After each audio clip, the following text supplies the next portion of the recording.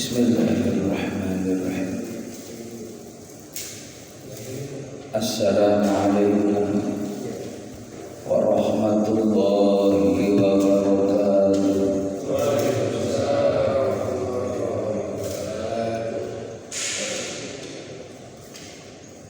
Bismillahi syafi, Bismillahil kafi, Bismillahil mu'afi, Bismillahilladzi la yadurru ma'a ismihi syai'un fil ardi wa la fis sama'i wa huwas sami'ul 'alim. Alhamdulillahi rabbil alamin. Wassalatu wassalamu ala Rasulillah Muhammad ibn Abdillah, la hawla wa la quwwata illa billah. Asyhadu an la ilaha illallah al-malikul haqqul mubin, Muhammadur Rasulullah shadiqul wa'dil amin. Allahumma shalli wa sallim ala sayyidina Muhammad wa ala alihi wa sahbihi ajma'in. Qala Allah ta'ala fi kitabihil karim, a'udzu billahi minasy syaithanir rajim. Bismillahirrahmanirrahim. Wabtaghi fima ataka Allahu daral akhirah wa la tansa nasibaka minad dunya wa ahsin kama ahsana Allahu ilaik wa la tabghil fasada fil ard innallaha la yuhibbul mufsidin. Wa qala ta'ala aidan fi ayatil ukhra wa'budullaha hatta ya'tiyakal yaqin. Wa qala an-nabi sallallahu alaihi wasallam kullu ma'rufin ibadah. Sadaqallahu sadaqa Rasulillah sallam. Allahumma nas'aluka awal hadzal yawm salaha wa awsatahu falaha wa akhirahu najaha bi rahmatika ya arhamar rahim. Pengurus DKM Masjid Khairul Ummah rahimakumullah, para satid, para hujjaj yang senantiasa dirahmati oleh Allah Subhanahu wa taala, jamaah rasul rahimakumullah. Alhamdulillah, kita bersyukur kepada Allah Subhanahu wa taala karena atas izin dan ridhonya kita bisa bersama-sama beribadah kepada Allah. Baik itu ibadah yang kaitannya hubungan kita vertikal hablum minallah, ataupun ibadah yang kaitannya dengan sesama makhluk Allah, hablum minannas. Semoga amal ibadah kita yang kita lakukan Allah Subhanahu wa taala memberikan balasan kepada kita dengan balasan yang berlipat ganda dari Allah Subhanahu wa taala, yang kelak nanti menjadi kebanggaan kita di hadapan Allah dari amal soleh kita yang kita perbuat semasa hidup di alam dunia, dan kita layak untuk meraih surganya Allah Subhanahu wa taala. Amin ya rabbal alamin. Salawat dan salam semoga terlimpah curahkan keharibaan Nabi kita Muhammad sallallahu alaihi wasallam, Nabi yang akan memberikan pertolongan kepada kita. Kita butuh syafaat beliau dunia dan akhirat. Di dunia ini jamaah rahimakumullah, kalau kita ingin dipenuhi segala hajatnya, apa yang kita mau dipenuhi sama Allah, jadikan perantaraan cinta kita kepada Nabi Muhammad. Dengan banyak membaca sholawat kepada beliaulah yang menjadikan segala keinginan kita terpenuhi dunia akhirat. Bil Mustafa baligh maqasidana, dengan wasilah Nabi Muhammad, baligh maqasidana, sampaikan ya Allah keinginan kami, hajat kami, kemauan kami. Waghfir lana ma madha ya wasi'al karami. Kita pun berharap dengan kita mencintai beliau diampuni segala dosa-dosa kita di hadapan Allah.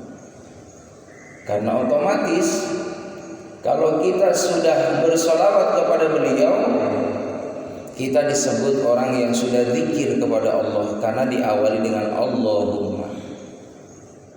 Wahai Allah, Allahumma ya Allah, shalli ala sayyidina Muhammad. Salawat dan salam semoga terlimpah curahkan kepada Nabi Muhammad. Maka orang yang bersolawat itu dikategorikan dia sudah berzikir kepada Allah, lalu juga sudah menyampaikan salam sejahtera kepada Nabi Muhammad. Maka kembali lagi salam itu untuk kita. Maka tidak mungkin orang yang banyak baca sholawat hidupnya tidak dibahagiakan oleh Allah. Allahumma shalli ala sayyidina Muhammad wa ala ali sayyidina Muhammad.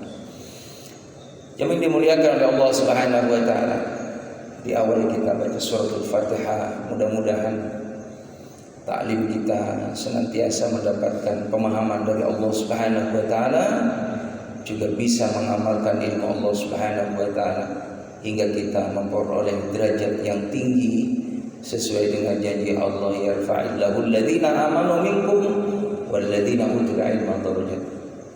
Orang yang beriman, orang yang berilmu itu akan diangkat derajatnya oleh Allah Subhanahu wa taala dunia dan akhirat. Begitupun kita mohon kepada Allah supaya zuriat kita, anak keturunan kita min ahlil ilmi wa min ahlil ibadah. Hadhihi wa kalimatun sallallahu hadratir rasul wa niyatil maqdud. Al-Fatihah. A'udzu billahi minasyaitonir rajim. Bismillahirrahmanirrahim. Alhamdulillah rabbil alamin, arrahmanir rahim, maliki yaumiddin. Iyyaka na'budu wa iyyaka nasta'in. Ihdinas siratal mustaqim. Siratal ladzina an'amta 'alaihim ghairil maghdubi 'alaihim waladdallin. Amin.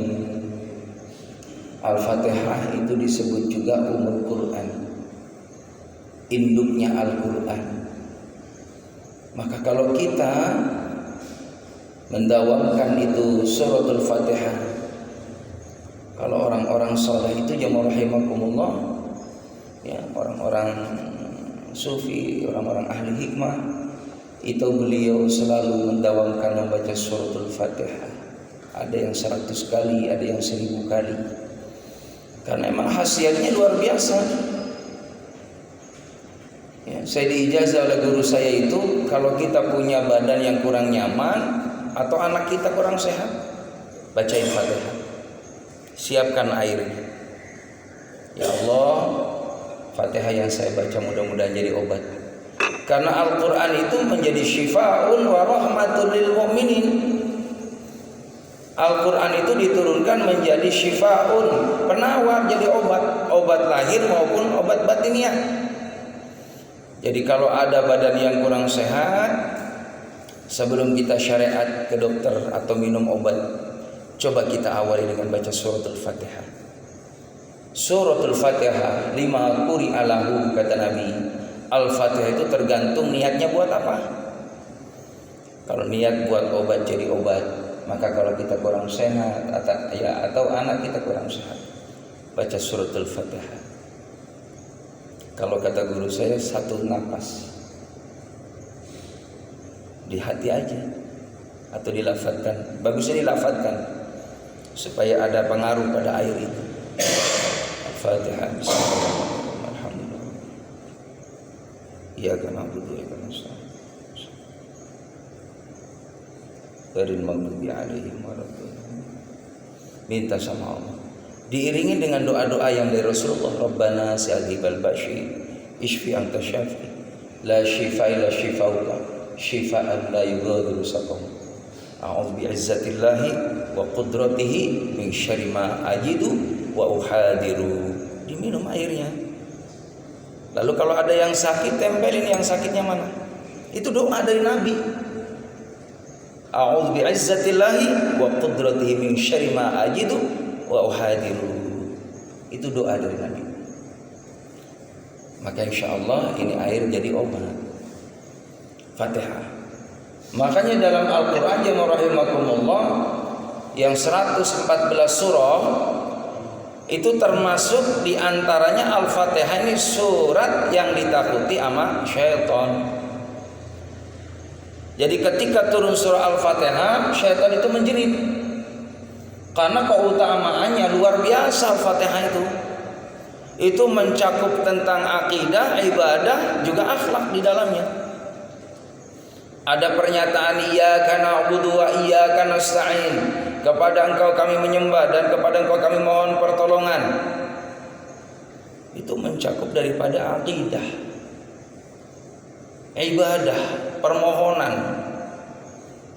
Beribadah hanya kepada Allah, minta hanya kepada Allah. Maka bagaimana setan enggak iri sama Fatihah itu. Pasti kalau umat Nabi Muhammad baca suratul Fatihah, banyak keutamaan di dalamnya. Di surah Al-Fatihah bagaimana minta supaya diberikan petunjuk, ihdinas siratal mustaqim. Ini wajib, Pak. Kita orang Islam ini 17 kali wajib membaca Al-Fatihah. Wajib membaca Al-Fatihah. Jadi kalau enggak baca ya dosa. Kapan Fatihah dibaca? Dalam sholat. La sholata liman lam yaqra'ul Fatihah. Tidak ada sholat bagi orang yang ketika sholat enggak ada Fatihah dibaca. Maka jemaah rahimakumullah, kalau kita jadi makmum, maka dengarkan dulu ketika imam baca surah Al-Fatihah, kita yang doa iftitah.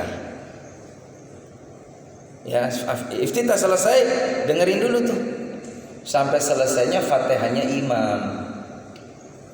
Ketika imam ghairil maghdubi alaihim waladhdallin, sunnah kita amin.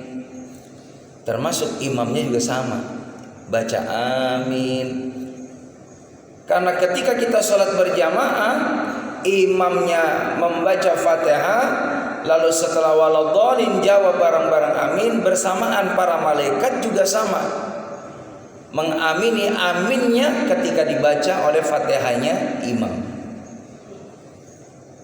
Makanya itulah keistimewaan berjamaah, yang tidak diberikan keistimewaan ini kepada umat Muhammad kecuali orang yang sholat berjamaah. Dan orang yang sholat berjamaah, kata Imam Ghazali, ini bisa dipastikan diterima sholatnya oleh Allah. Diterima sholatnya oleh Allah. Sebab kalau sholat sendiri aja rahimakumullah bisa jadi dapat satu derajat pun, satu kebaikan, Allah alam bisawab. Karena sholat kita kemana-mana kadang. Imam Syafi'i rahimahullah, beliau mengingatkan kalau lagi sholat ini ingat-ingat, setan mulai itu ngebujuk, ngegoda, mulai itu berinteraksi dengan kita supaya tidak khusus sholatnya, digoda sama setan. Makanya lagi sholat sesuatu yang lupa jadi ingat, ya, lagi sholat sesuatu yang gak gatal jadi gatal. Tuh mata kemana-mana makruh, Pak. Kalau sholat kita kemana-mana makruh, nggak sampai batal, tapi kalau sampai kemana-mana itu batal. Ya, sholat ke mata kita tertuju kepada sejadah. Maka orang yang sholat berjamaah dapat jaminan diterima sholatnya sama Allah. Dalam kitab itu jamaah rahimakumullah, kalau imamnya khusyuk, makmum kurang khusyuk, jadi khusyuk semua. Imam kurang khusyuk, ada ya makmum salah satu khusyuk, semua dinilai khusyuk.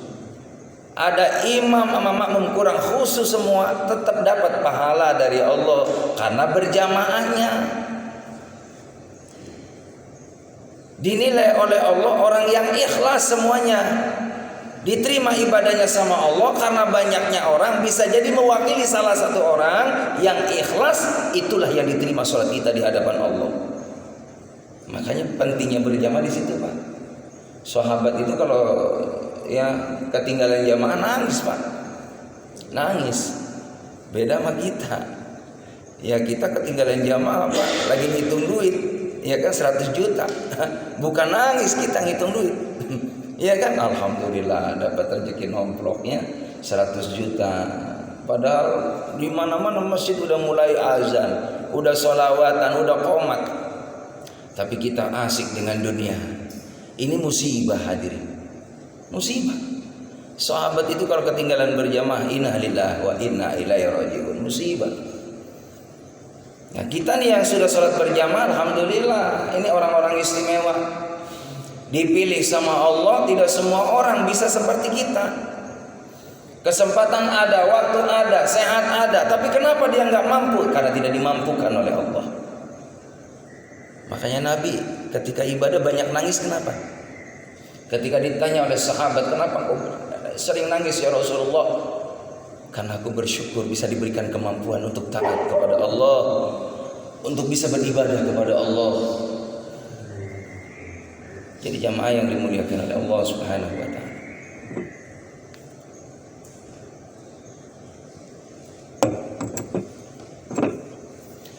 Kajian pagi ini saya akan sampaikan mengenai tentang bagaimana untuk mencapai suatu ketenangan dalam hidup. Karena yang namanya ketenangan ini dibutuhkan oleh kita semua. Ya jangankan kita, mohon maaf, hayawan juga butuh tenang itu. Makanya butuh apa?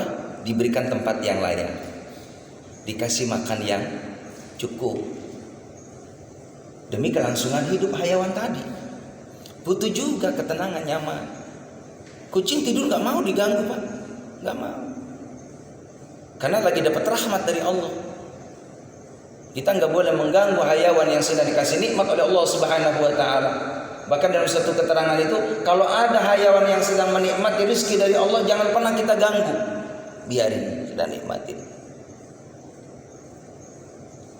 Karena Islam itu rahmatan lil alamin, kasih sayang kepada seluruh alam. Kalau kita diperintahkan oleh Nabi Muhammad bagaimana harus kita perhatiin kalau kita melihara hayawan, harus kita penuhi haknya, kasih makan secukupnya. Zalim kita kalau punya hayawan, kita senang ya ngerawatnya, senang daripada meliharanya, tapi nggak mau ngerawat, nggak mau diperhatiin hak-haknya, itu zalim. Boleh kita melihara burung, kasih makan pagi, kasih mandi, supaya nggak zalim. Nah kalau Umar dulu kenapa ada seorang yang ngejual burung, ya kan? Umar ketemu nih sama orang yang jual burung nih di kandang, banyak banget Pak. Maka kata Umar, bolehkah aku beli burung semua ini? Boleh wahai Umar. Ketika dibeli dilepas sama Umar. Karena beda, ya kan? Kalau dijual itu kan ada tadi cari keuntungan komersil. Tapi kalau memelihara boleh kata ulama, boleh. Yang penting diperhatiin. Syukur-syukur ada jodohnya, ada pasangannya. Karena makhluk biologis butuh juga. Boleh syukur-syukur beranak. Ya, menguntungkan kita juga Pak. Kalau kita melihara burung apa tuh? Darah. Ya kan? Yang penting nyaman tempatnya di mana, lokasinya biar aman. Ya kan, silakan. Kita ambil manfaatnya burungnya tadi itu, ya telurnya. Yang penting yang nyaman, yang benar-benar strategis, di mana yang tidak mengganggu. Boleh. Jaga kebersihannya, dirawat kebersihannya. Jangan mengganggu orang lain. Yang kurang bagus itu kan mengganggu orang lain. Asal-asal kita bikin kandang di pojok rumah tetangga. Iya kan? Ini kotorannya kemana-mana. Tapi kalau kita mohon maaf punya lahan yang luas, apalagi punya pekarangan, ya kan, untuk mengembangbiakan gitu kan hayawan yang tadi produktif, yang bisa memberikan penghasilan buat kita, nggak masalah. Ternak burung, ternak ayam gitu kan, manfaatnya dia diberikan kepada orang lain. Apalagi syukur-syukur kita bisa tadi menjadi orang yang membuka lapangan pekerjaan, sampai bisa zakat, ya kan, bisa infak, bisa sedekah. Asal niatnya baik, semua dinilai kebaikan oleh Allah Subhanahu wa taala. Asal niatnya kemaslahatan untuk orang banyak, dinilai kebaikan di mata Allah Subhanahu wa taala. Khairan nas anfa'uhum linnas, sebaik-baik manusia adalah orang yang memberikan manfaat untuk orang lain. Hadirin jamaah yang dimuliakan oleh Allah Subhanahu wa taala. Jadi yang namanya ketenangan itu kita sangat butuh dalam hidup. Dan sumber ketenangan itu adalah dari Allah. Alladzi anzala sakinata fi qulubil mu'minin. Allah Subhanahu wa taala yang menurunkan ketenangan pada hatinya orang yang beriman. Makanya bisa kita rasakan kalau kita sedang taqarrub kepada Allah, sedang beribadah kepada Allah, Bapak bisa rasain deh. Kalau lagi sholat Pak, enak, tenang jiwa. Sebab ketenangan itu kaitannya dengan jiwa. Kesenangan itu dengan nafsu. Ya. Makanya senang belum tentu tenang. Tapi kalau udah tenang bisa jadi dia dapat senang. Ketenangan itu adalah konsumsi daripada rohaniah kita. Adanya di kalbu kita. Siapa yang berikan ketenangan? Mutlak dari Allah. Makanya jamaah rahimakumullah, bohong dikatakan orang yang dia tidak ibadah sama Allah, katanya hidup saya tenang. Bohong. Enggak bakal tenang. Walaupun duit banyak, rumahnya megah, mobilnya mewah gitu, uangnya berlipat-lipat, uangnya banyak disimpan di bank, kalau dia tinggal ibadah kepada Allah, enggak mau mengabdikan dirinya kepada Allah, enggak mungkin Allah kasih ketenangan, karena mutlak sumber ketenangan yang ngedatengin Allah. Makanya kita bisa lihat, mohon maaf, orang-orang yang hidupnya sederhana, Allahu Akbar, cuman hanya jualan mainan anak-anak di sekolah, Pak. Rumahnya ngontrak. Tapi di saat ada suara azan kumandang di masjid, maka sang bapak tadi mengemas-kemas itu, jualan-jualan mainan anak-anak dikemas, dimasukkan ke kotaknya, lalu ditaruh di tempatnya. Dia berangkat ke masjid, bersyukur kepada Allah Subhanahu wa taala atas dikasih karunia nikmat rezeki dengan wasilah tadi jualan mainan anak-anak. Tapi ibadah prioritas. Enggak mau ketinggalan yang namanya sholat berjamaah pada takbiratul ulanya imam, enggak mau dia. Karena ini panggilan yang utama, ibadah yang paling utama. Dia sholat dengan imam di masjid, sholat berjamaah, karena dapat keuntungan 27 derajat. Akhirat dia pasti dapat di hadapan Allah. Keberkahan pasti dia dapat di dunia, ketenangan jiwa pasti dia dapat. Barakallahu. Waalaikumsalam wabarakatuh. Ahlan wa sahlan bi hudurikum Pak Ustaz Hanif, barakallahu fik. Jamaah rahimakumullah. Sang bapak tadi habis sholat, ya habis azan diawal dengan qobliyah zuhur. Jadi qobliyah zuhur itu 4 rakaat. Salam 2 salam. Usolli sunat adzuhri rakaat ini qobliyatan lillahi ta'ala. Kalau ada waktu silakan 4 rakaat. 2 salam. Itu namanya sunnah muakkad. Jadi dalam sunnah itu ada muakkad, ada ghairu muakkad. Jadi zuhur boleh ada waktu 4 rakaat, boleh 2 salam qabliyah. Kalau ba'diyah zuhur itu ghairu muakkad. Mau dikerjain boleh, enggak pun enggak apa-apa.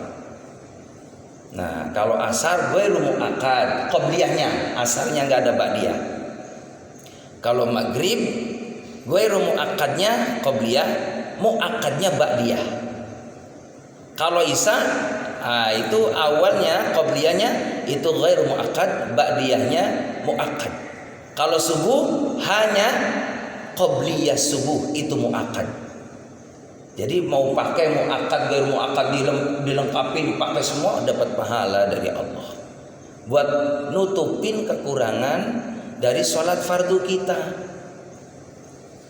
Jamaah rahimakumullah, maka seorang bapak tadi habis sholat qabliyah, sholat jamaah di masjid, dilanjutkan ba'diyah. Ada waktu sang bapak tadi melakukan sholat hajat, sholat taubat. Boleh kalau sholat hajat kapan aja, Pak. Bapak mau sholat hajat kapan aja boleh, kecuali 2 waktu, ba'da subuh dan ba'da asar nggak boleh. Kalau hajat mah silakan kapan aja boleh. Bapak ada waktu sholat hajat, bapak ada waktu sholat taubat, sholat mutlak, perbanyak sholat aja, perbanyak sholat. Maka selesai jamaah rahimakumullah, berdoa bersama-sama dengan keikhlasannya, dengan kesabarannya, menjalani bagaimana cerita hidup dari Allah Subhanahu wa taala. Sang bapak tadi di usia senjanya masih tetap istiqomah menjual jajanannya, menjual ikhtiar daripada duniawiyahnya. Mainan anak-anak tadi di sekolah dengan penghasilan 1 hari 50 itu kotornya. Itu belum sarapan jemaah rahimakumullah, belum makan siang sore. Pas dapat pagi, sore udah nggak ada. Yang penting besok saya dikasih sehat aja ya Allah. Saya bisa usaha ya Allah. Biarin saya hidup ngontrak, udah masalah ya Allah. Yang penting satu, saya minta ketenangan jiwa. Sang bapak tadi nggak ngeluh.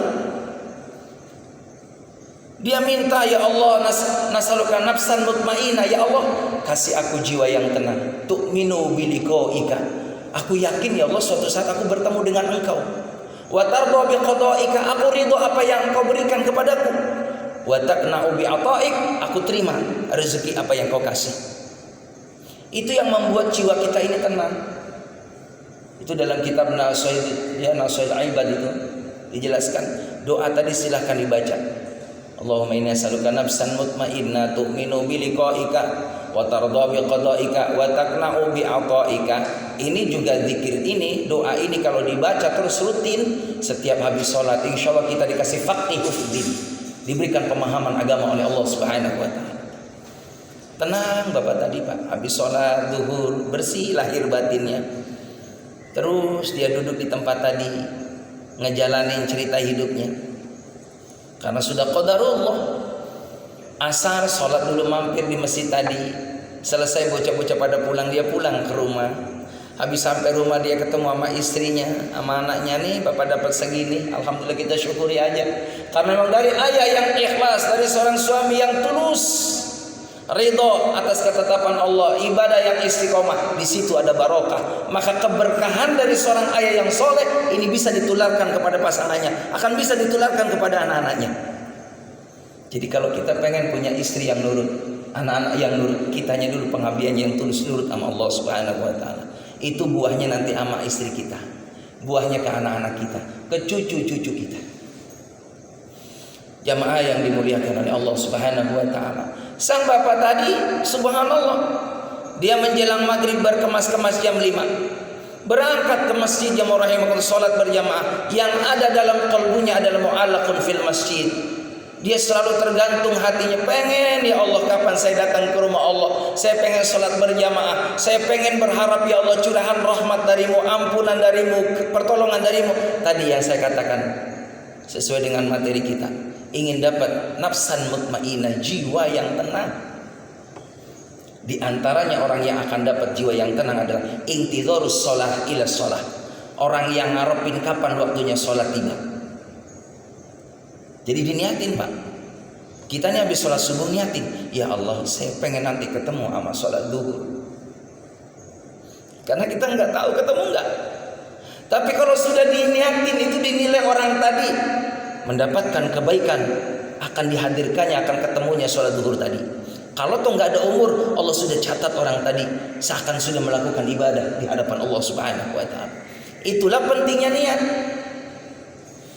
Ketemu zuhur, alhamdulillah. Habis zuhur niatin lagi, ya Allah ketemuin saya sama sholat asar.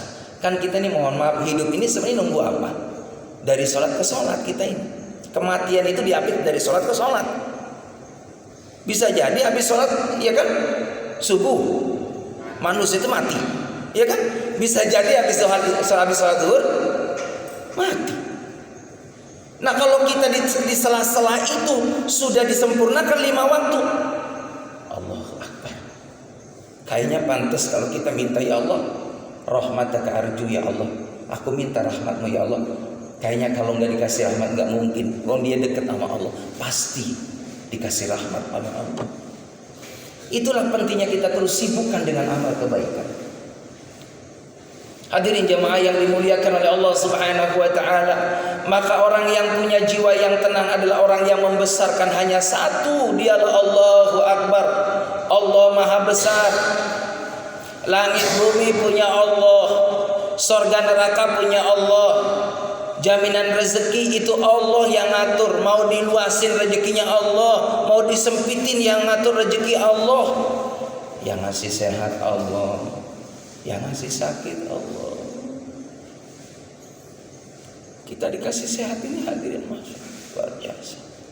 Biarin kita mohon maaf duitnya nggak begitu banyak, nggak apa-apa. Yang penting sehat aja ya Allah. Apalah artinya duitnya banyak kalau sakit mulu? Sakit mulu. Punya duit, ngumpulin duit buat berobat, habis lagi ngumpulin lagi kerja buat berobat lagi, habis. Itu semua Allah yang ngatur. Kita minta sama Allah yang maha mengatur hidup ini, Bagaimana supaya kita diberikan kesehatan yang barokah, sehat yang barokah. Maka kesehatan yang barokah itu kesehatan yang dipergunakan dalam kebaikan. Langkahnya buat ke rumah Allah, langkahnya buat ke majelis taklim, langkahnya buat silaturahim, langkahnya buat menghadiri silaturahim ke alim ulama. Langkahnya terus kita menebarkan kebaikan buat orang banyak.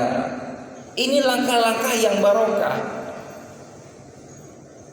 Tangan yang barokah selalu terus ingin berbagi kalau ada rezeki, pengennya ngasih. Dan itu perlu dilatih hati. Kalau ada hati kita kecenderungan, kalau belum sedekah kayaknya ada yang kurang. Ini udah termasuk orang yang dirahmati Allah. Kalau belum zikir ada yang kurang. Kalau belum ngaji ada yang kurang. Jadi kalau ada orang yang kurang dalam kebaikan, ini tanda orang dipilih sama Allah. Tapi kalau orang udah jauh dari kebaikan, zikir malas, baca Quran malas, ke majelis taklim malas, sholat di awal waktu ya malas, ada apa nih hati kita nih? Jangan-jangan Allah berpaling dari kita, enggak dipilih. Nafsa mutmainah, jiwa yang tenang adalah jiwa yang terus mengagungkan Allah. Allahu Akbar, Allah Maha Besar. Maka apa yang kita punya ini semua kecil. Hilangkan sifat kesombongan yang merasa diri aku, semuanya aku. Ini rumah punya aku, bukan punya Allah. Ini kendaraan punya aku, duit punya aku, ini pasangan punya aku, anak punya aku, semua popularitas punya aku. Hasil kerja kerasku, iya, kita hanya bisa usaha, ikhtiar, tapi hakikatnya yang ngasih jalan semua itu Allah.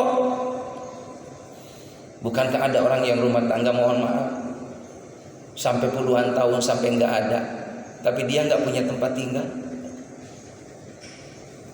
Bukankah ada orang sudah rumah tangga